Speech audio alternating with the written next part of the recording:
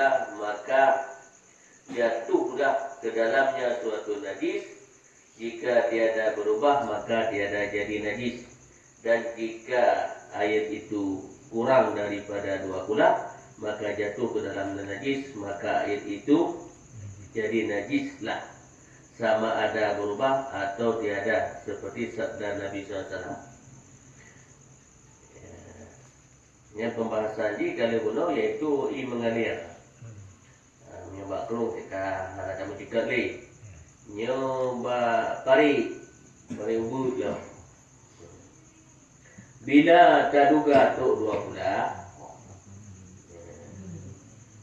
Bila terduga tok 2 kulah berarti baru najis bila berubah.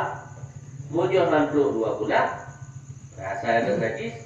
Walau anak berubah tetap najis. Jadi ide dengan idendang sama.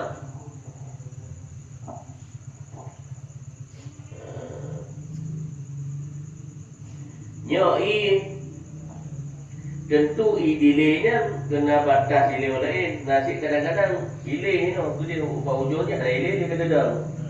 Ya. Oh dia dah jumpa satu 2 bulan. Ini ide ubud lagi ilang pipa maksud. Ide ubud tu ujung tu dia mekun. Tetapi tak jumlah itu hantuk 2 bulan. Sama ile tapi hantuk 2 bulan. Ya, idza balagal ma'u kullataini lam yahmal syai'an khabthan. Rahu Ibnu Hibban wa ghairuh. Dapat dihidup. Wa fi riwayatin al-ma'u la yajisu syai'un idza ma illa ma ghuliba ala ta'mihi aw lawnihi aw raihi. Yakni apabila sampailah air itu 2 kulah, air itu tiadalah najis melainkan jika berubah air itu rasanya atau warnanya atau baunya.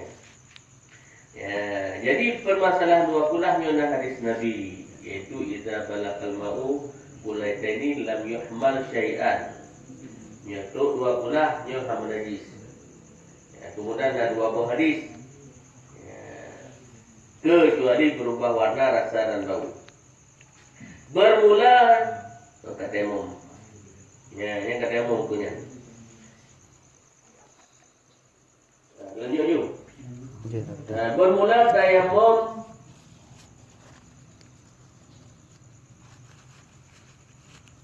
buka salah punya tu dia mau timbangan yang mengharapkan masa bermula timbangan air yang 2 kulah itu 500 rital dengan timbangan Banu Baghdadi. Ya bukan. Tetapi jikalau kurang 2 rital tiada mengapa. Dan jika disifat pada bejana yang 4 persegi, maka hendaklah ada pada tiap-tiap suatu persegi itu sehasta 6 jari dengan hasta orang yang pertengahan, dan dalamnya pun sekian jua. Jadi yang kena pula ukuran 2 kulahnya itu benar. Ukuran 2 kulah menurut timbangan nyata peik bakcing. Nyata peik 2 kulahnya 4 timbangan 500 rital. Ritalnya 6 timbangan. Ya, timbangan ulung Baghdad 500 rital.